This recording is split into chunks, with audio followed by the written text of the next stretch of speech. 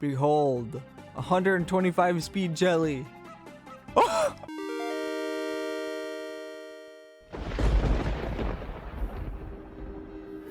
Welcome back to Jelly Fields. So much has happened in the game and in my life, so let's just get right into it. A couple of months ago, I made a video showing off Jelly Fields gameplay, and people liked it, but I and others felt like the game wasn't quite there yet, so I got back to working on it, and that's why this devlog has taken me so long. I have changed everything in the game, and I mean everything. In that gameplay, the first issue was that the corruption mechanic wasn't very engaging, and it was also borderline confusing. How it worked was you gained this currency called essence by feeding the jelly any item in the game, and you used that essence to destroy corrupt objects around the biome. You could also feed the jelly one of the 2 daily wanted items to get extra essence as well. The idea behind this mechanic was that you had to balance whether you wanted to sell an item or give it to the jelly, and also the daily wanted items would make you farm different things that you wouldn't normally farm. But while this mechanic worked to some extent, you needed to search the entire biome to find all the different corrupt objects, and you had to remember how much they needed to destroy them. And the destroyed corrupt objects only rewarded you with XP, so it felt like you were spending all of this time building up to a bunch of nothing,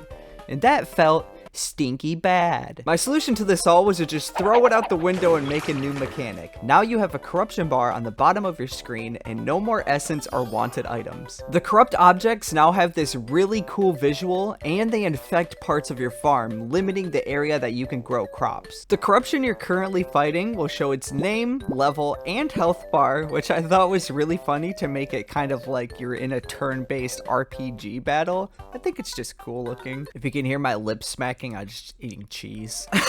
Whenever you feed a jelly an item, it casts a spell with damage based on the sell amount of that item at the corruption you're currently fighting. When the corruption is defeated, it opens up more room to farm and reveals the next corrupt object. Cropped?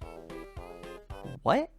When it's defeated, it shows the next corrupt object. After you defeat all the corrupt objects in your farm, you will face the final challenge of the biome, the boss corruption. The boss has a ton of health, but thankfully, clearing corruption gives you more than just a bigger farm. When you start the biome, you only have access to 1 seed type, but as you clear corruption, you will unlock more valuable seeds. While you're clearing the farm, you may also find rare crops that aren't available in the shop, just like this float fruit tree. But the most powerful reward for defeating corruption is charms. Charms are like superpowers, and they help you become more efficient. The only charm in the game right now is the friendly fields charm called Plant Power, and it will plant 3 crops instead of 1 when you plant seeds. Each biome has its own charm, and they're biome specific so they don't carry over between biomes.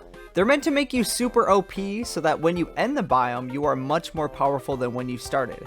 It just feels good. The next issue that the game had was there was no permanent rewards in the game. You would finish a biome and then it would just take you to the next biome, and it felt bad. So that's where the train station comes in. The train station is like a hub area between biomes, and in it you unlock things by collecting star rank. Star rank can unlock important stuff like buffs and new biomes, but it can also unlock fun things like this bouncy ball. I wanted to create a cute little area that has permanent changes to it, and I think the train station does a great job. The main office building was a sprite I had a lot of trouble drawing, but I think it turned out really great. If you check my community tab, I actually posted a sneak peek at some new visuals for the train station as well. Speaking of visuals, I love Lego pirates. I have a Lego pirate on my desk at all times. I even have a Lego pirate ship, but I got the ultimate Lego pirate set ever, the El Dorado Fortress. It is so cool and so detailed, and this is now my largest Lego set I own. Anyways, back to star rank. Defeating the boss corruption in a biome rewards star rank, but you also get it from completing tasks from a biome's challenge board. The challenge board has a variety of different quests on it that reward star rank, and finishing it gives you a reason to return to biomes you've already completed. Of course, if you don't know and you're confused, the game has kind of like a roguelike element where Every time you leave a biome and come back, it completely refreshes it. The challenge board offers different things that you can do even if you do several different runs of the same biome. Another issue that the game had was people thought it was pretty boring. all you kinda did was sit there and waited for crops to grow, so I added a bunch of different things to solve that problem. The first thing I added ties back into star rank, and it's click growing. Now, instead of staring at crops waiting for them to grow, you can click near them and help speed up the growing process. Rebuilding certain amenities in the train station will also increase the power of your click grow. The next thing was just adding more things to interact with in a biome. You can see the start of this in my devlog where I added birds and this turtle fella, but I took it a step further by adding a mini game to pass the time in friendly fields. If you come over here to the right side of the biome, you'll find a log, and when you click it, you'll start the wood juggle minigame. The wood bounces upwards, and on its way down, you have to click the arrows when the wood is overlapping it. This bounces it back up again, and the longer you go, the faster the wood moves. But the longer you go, the better the rewards become. There's also 3 different wood types. The thick log goes really slow, but it can go up to high numbers. The normal log moves at medium speed, but it only goes to 20. And the golden log goes the fastest, but it only goes to 5. Obviously, this minigame won't be in every biome, but you can see that I'm committed to not having boring copy-paste biomes by giving them all unique experiences. Speaking of unique experiences, do y'all remember the Rocky Retreat biome I showed over a year ago? It used to play exactly like Friendly Fields and was basically just a copy-paste biome. So I started work revamping it.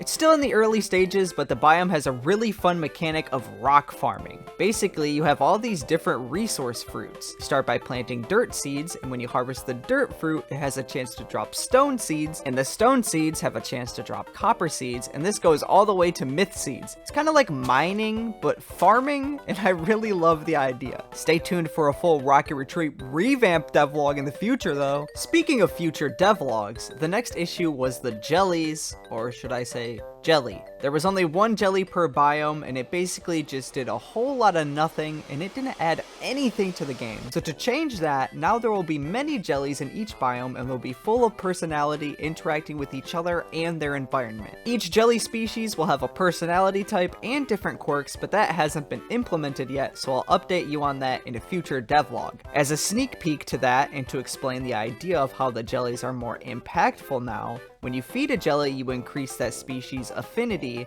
and the higher affinity levels with a jelly will increase how likely it is to help you out. This includes things like harvesting and eating crops on their own, dealing critical hits to corruption, and digging up and finding useful items. All of these changes make the game feel so much better, and I'm extremely proud of how far it has come, and I'm super happy that you all can finally see the current version of the game. Before I end this video though, I have some huge announcements. The first thing is that I've been developing new biomes on live stream, so subscribe so you don't miss that.